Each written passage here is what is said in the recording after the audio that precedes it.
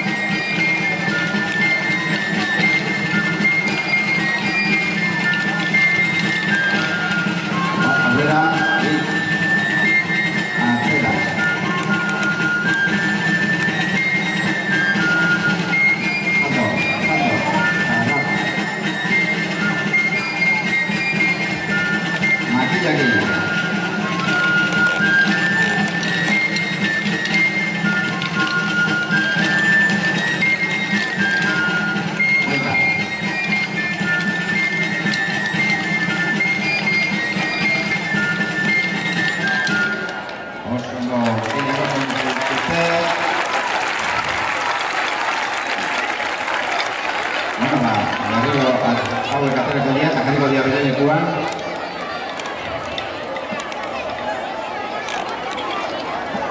Bitartean bigarren mailakoa prestatzen joango zarete.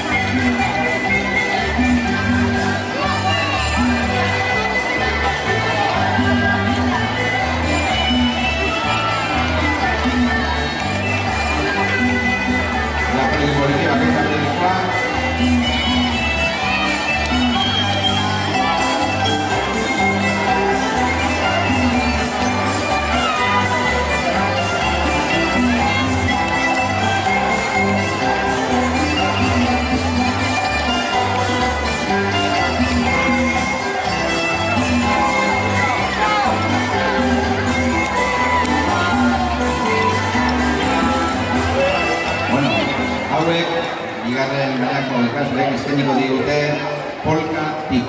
Polka pik behin afarroko dantza bat da. Polka bat da, dantza mota